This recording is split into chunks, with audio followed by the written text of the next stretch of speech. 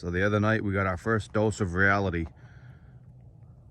We got about 2-3 inches of snow, which made me realize I gotta get the Kioti ready for winter.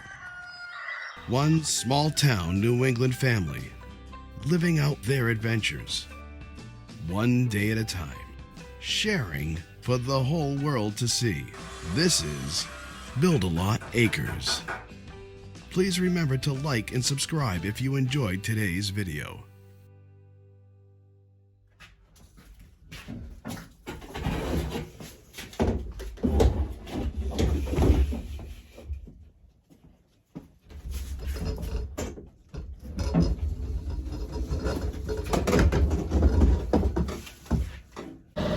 Welcome back, friends, to Build-A-Lot Acres. My name's Case, and in Build-A-Lot Acres we do a lot of things such as building, firewood, tractor work, homesteading, all kinds of cool projects.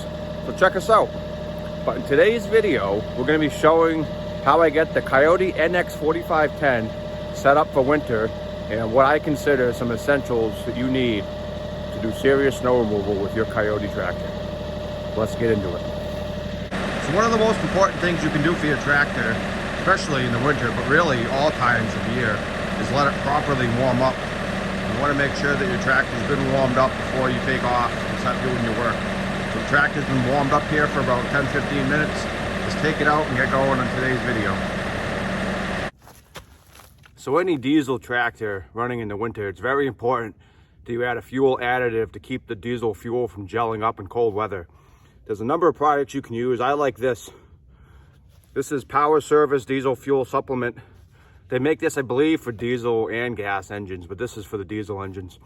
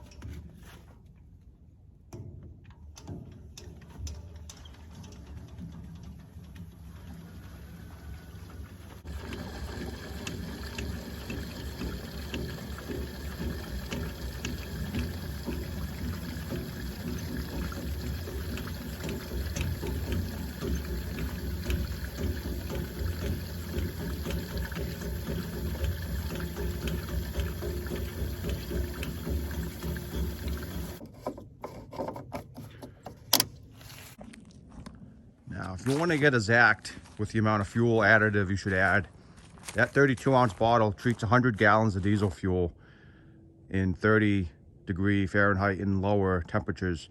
Once you get to 0 degrees Fahrenheit and lower, which would be frigidly cold, you need to add one 32-ounce bottle for every 50 gallons, so twice as much, which makes sense because it gets colder and it's more likely to gel up.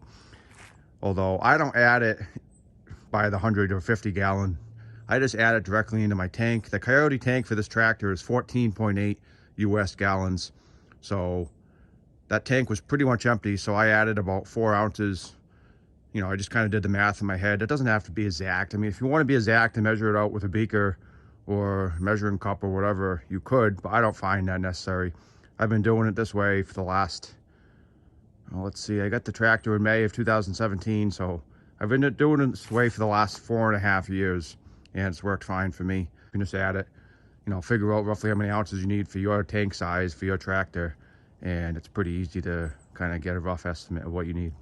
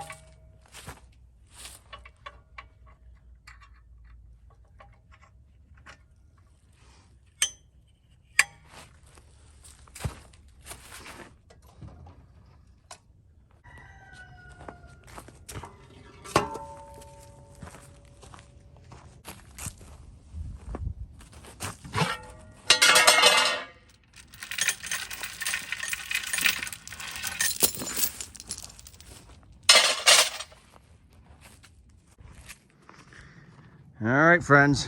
So that's the ultimate snow machine. Let me show you some of the things I did and explain what I was doing. So this is just a regular 3-point hitch weight box. This started out as a Titan box. I ended up putting a chimney flue in the middle, and then I poured concrete in the whole thing. Except for, I left 2 slots. There was 2 pipes factory, and then I added 2 more. These 2 are the ones I added. You can see the galvanized pipe. Those are the originals. That way I can put in round handled tools and D-handled tools like that shovel over there. And the middle part is nice. I can put chains in there, toe straps, gloves, hats, you know, things I might need if I'm out and I see someone stranded on the road, say I need to help pull them out of a ditch or something like that. Comes in really handy for storing small items. And then of course I got the pinto hitch so I can, like I said, pull people out if need be. So this box, as it sits with each one of those discs is about 45 to 48 pounds. So each, you know, there's probably about 90 pounds of discs in each side, plus the weight box. So everything total I think is around 800 pounds or so. So in addition to the rear 3-point weight, I also have the rear tires filled with rim guard or beet juice, which is a heavy tire ballast you can get installed. I believe each one of those rear 14.9 by 24 tires holds about 500 pounds of rim guard. I've had good luck with this setup.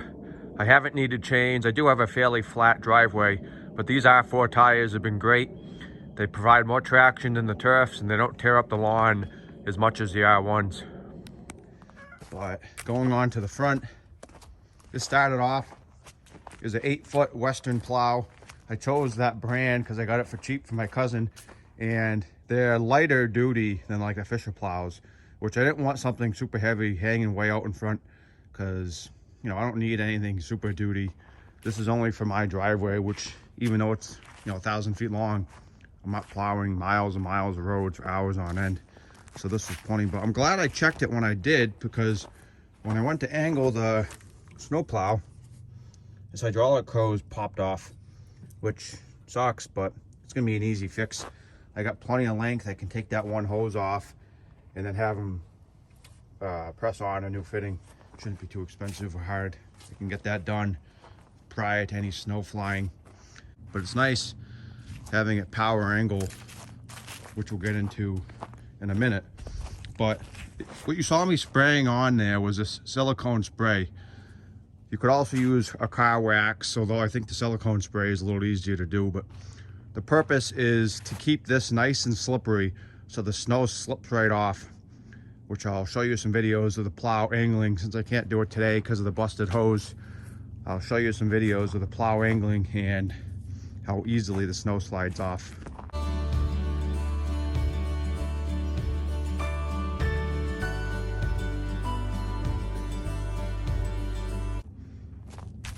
Well, I've used a number of different things in the past to clear snow, from backhoes, you know, regular loader, buckets, plows, and trucks. And this is a really nice setup. Not only is it much faster than a bucket, but this gives me the ability to stack the snow in piles. So if I want to push the top of a pile back and we get a really snowy winter, I can reach up, you know, 7, 8, 9 feet, push the pile back, which you're not going to be able to do with a pickup truck. And a bucket could do it, but it'd be much slower. So the last thing I'm going to show you is this third function valve. Now this is just a toggle switch on the joystick for the loader, and it electrically opens up the port so that you can get access to these 2 front hydraulic lines. I use this a lot for the snowplow, and I use it a lot for my grapple for logs. It's definitely one of the handiest features of this tractor. I had it done at the dealer when I bought the tractor. I think it was, if I remember correctly, maybe $700 or $800, but this was in 2017. But it was well worth the price, because I can't imagine not having the ability to access those hydraulic lines. It really closes a lot of doors for potential implements and uses for your tractor. But I hope you guys enjoyed today's video on setting up the Kioti NX 4510 for winter snow removal. This has been a great tractor for the last 4.5 years, and I will see you guys on the next one.